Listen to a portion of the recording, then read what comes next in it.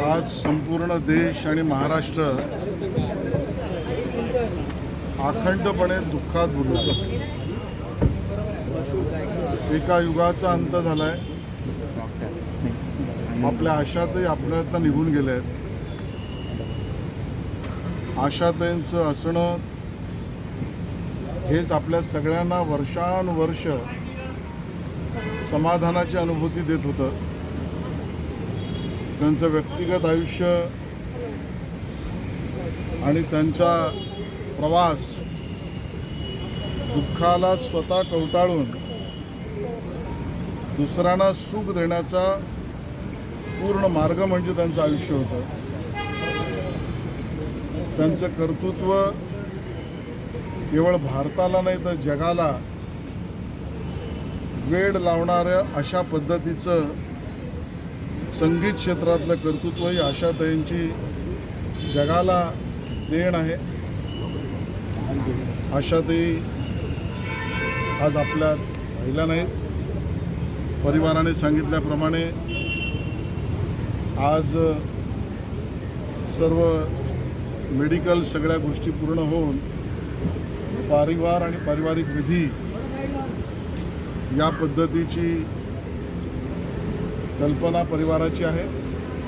उद्याला सकाळी 11 वाजल्यापासून त्या लोअर परेलला ज्या ठिकाणी त्यांचं निवासस्थान आहे ते 11 ते 3 वाजेपर्यंत त्यांच्या अंतिम दर्शनासाठी आपण सगळे भेटणार आहोत. 4 वाजता शिवाजी पार्कमध्ये शिवाजी पार्कच्या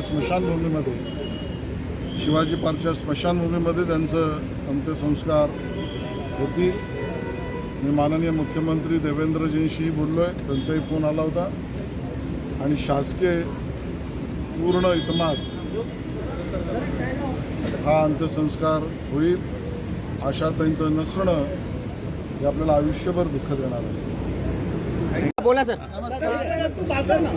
मी आनंद भोसले, जी आई श्रीमती आशा भोसले यांचं आज निधन झालं आहे. उद्या दुपारी सकाळी 11 ते 2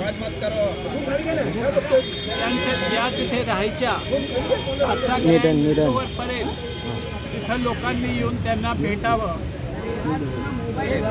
दर्शन घ्यावं आणि 4 वाजता दुपारी उद्या शिवाजी पार्कला त्यांचे अंतिम संस्कार होणार आहे.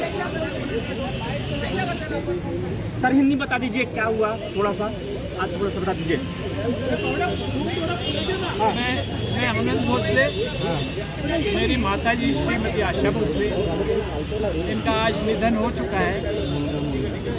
कल सुबह 11 बजे वो जहाँ रहती थी कासा ग्रैंड लोअर परेल, वहाँ पर जिनको अंतिम आनंद भोसले मुलगा त्यांनी घोषणा केली दर्शन लेने हैं जी, वो आप वहाँ आइए.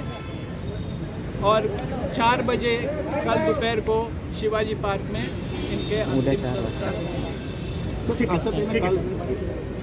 डॉक्टर साहब